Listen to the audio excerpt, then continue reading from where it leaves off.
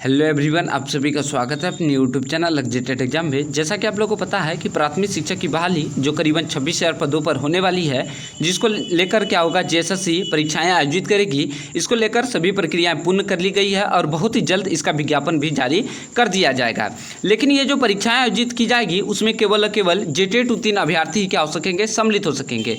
तो ऐसे में 2016 के बाद जितने भी प्रशिक्षित अभ्यर्थी हैं उन लोगों की डिमांड है कि करीबन 6 वर्षों से जेटेट की पात्रता परीक्षा का आयोजन नहीं करवाया गया है, जो कि सरकार की गलती है। एनसीटी की गाइडलाइन कहती है कि प्रत्येक वर्ष राज्य में कम से कम शिक्षक पात्रता परीक्षा का आयोजन करवाना चाहिए था, लेकिन यहाँ पर 6 वर्षों से जेटेट की पात्रता परीक्षा रुकी हुई है। तो ऐसे में करीबन 5 लाख से अधिक अभ्यर्थी क्या हो रहे हैं, इस शिक्षक बहाली से डायरेक्ट वंचित हो रहे हैं। तो यहाँ पर देख सकते हैं अभ्यर्थियों ने विधायक जी को या मंत्री जी को, ऐसे बहुत सारे तमाम मंत्री विधायक माननीय मुख्यमंत्री जी से भी मुलाकात कर अपनी समस्याओं से अवगत कराया है। उन लोगों ने कहे हैं कि यदि वर्तमान समय में जेटेट की पात्रता परीक्षा का आयोजन संभव नहीं है तो कम से कम सीटेट को राज्य में मान्य किया जाए, ताकि अधिक से अधिक अभ्यर्थी क्या हो सकेंगे, ये जो मुख्य परीक्षा का आयोजन करवाया जा रहा है उसमें सम्मिलित हो सकेंगे।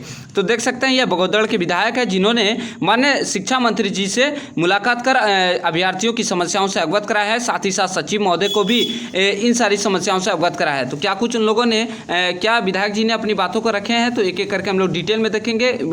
फिर इसके बाद ज्ञापन के माध्यम से क्या कुछ सौंपा गया है। तो देख सकते हैं उन्होंने खुद अपने फेसबुक पेज के माध्यम से भी इस बात को अपडेट कराया है कि आज स्कूली शिक्षा एवं साक्षरता विभाग के जो मंत्री है जगन्नाथ महतो जी से मुलाकात कर झारखंड के सीटेट पास अभ्यर्थियों को प्राथमिक शिक्षक बहाली में अवसर देने की मांग की।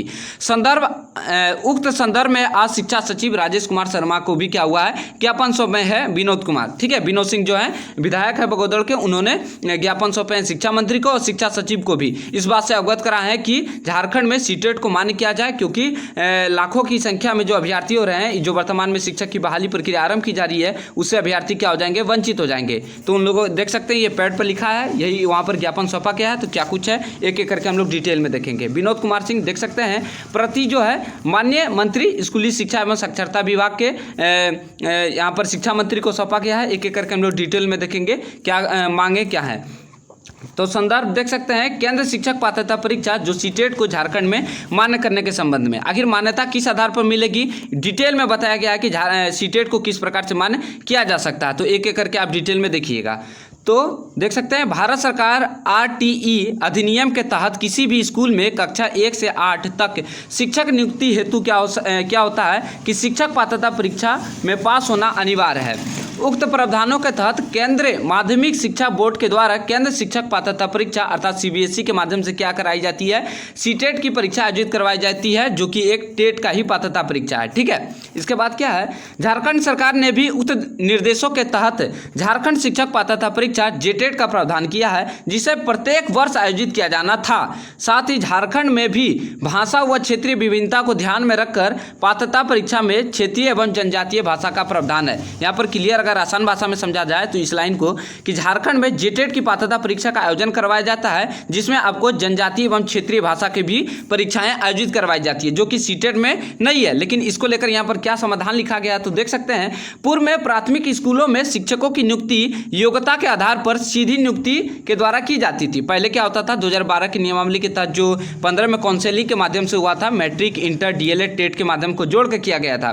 चूंकि केंद्र शिक्षक पात्रता परीक्षा में क्षेत्रीय एवं जनजातीय भाषा का प्रावधान नहीं है, जो कि वास्तविकता है, अतः सीटेट उत्तीर्ण झारखंड के छात्रों को नियुक्ति का अवसर नहीं दिया गया था। अर्थात जो पूर्व में जो बहालियां हुई थी उसमें क्या होता था, जो सीधी काउंसिलिंग होती थी तो उसमें केवल जेटेट से जो जेटेट उत्तीर्ण अभ्यर्थी है उसी को मौका दिया जाता था।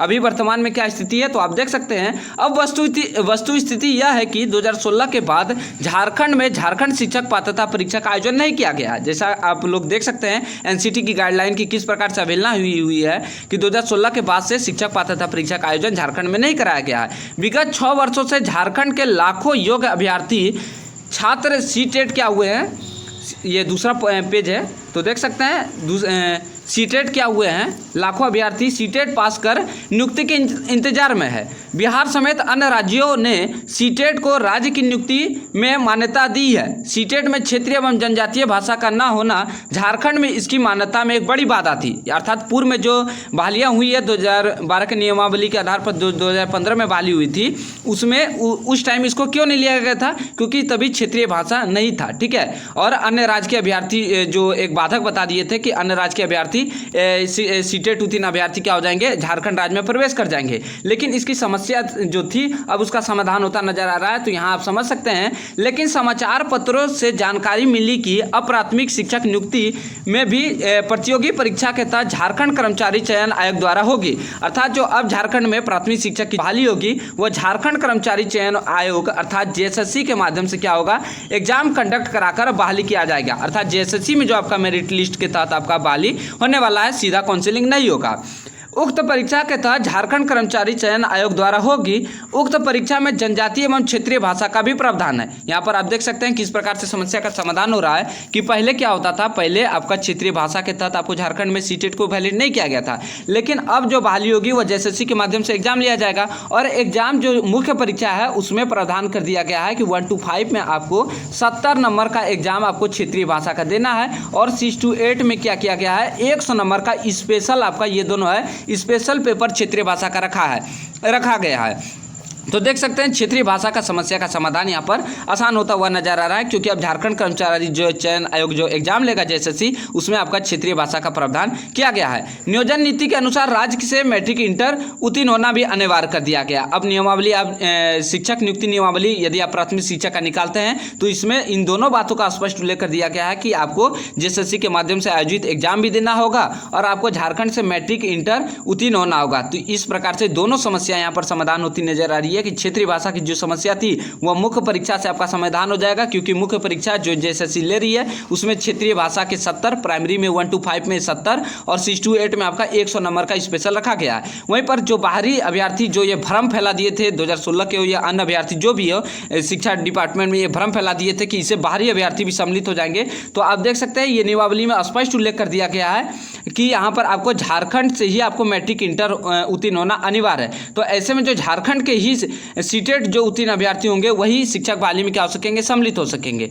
तो ठीक है, यहाँ पर दोनों समस्या का समाधान यहाँ पर स्पष्ट रूप से कर दिया गया है। अतः तार्किक और न्यायोचित यह है कि प्राथमिक शिक्षक नियुक्ति परीक्षा में सीटेट जो केंद्रीय स्तर पर शिक्षक पात्रता परीक्षा पास झारखंड के मेधावी छात्रों को भाग लेने का अवसर दिया जाए, क्योंकि इन्हें में भी क्षेत्रीय एवं जनजातीय भाषा में पास होना होगा।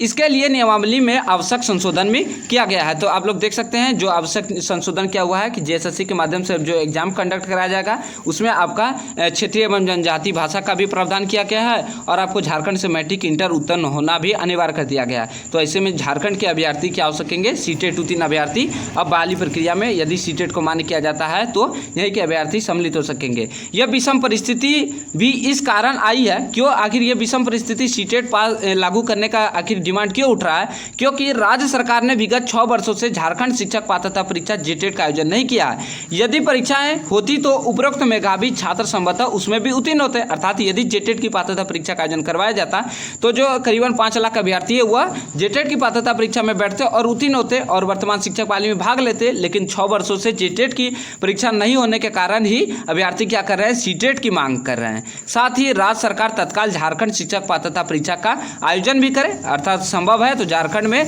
जेटेट की पात्रता परीक्षा का भी आयोजन करवाए और वर्तमान शिक्षक बहाली प्रक्रिया में सीटेट को मान्य करे। तो देख सकते हैं विधायक ने बहुत ही अच्छे से ये सारे बातों को डिफाइन करके लिखे हैं, एक एक पॉइंट को लिखे हैं कि किस प्रकार से सीटेट को मान्य किया जा सकता है और इसकी जानकारी आप दे सकते हैं फेसबुक के माध्यम से भी। उन्होंने अपने फेसबुक पेज के माध्यम से भी अपडेट कराया और आज शिक्षा मंत्री से मिलकर इन सारी समस्याओं से अवगत कराया है। धन्यवाद साथियों। तो देख सकते हैं एक एक अपडेट यहाँ पर आप लोगों को दिया जा रहा है। फिर कोई अपडेट आएगा तो चैनल के माध्यम से सबसे पहले अपडेट कराया जाएगा। धन्यवाद। चैनल को जरूर सब्सक्राइब कर लीजिएगा और वीडियो को ज़्यादा से ज़्यादा लोगों तक शेयर कीजिएगा।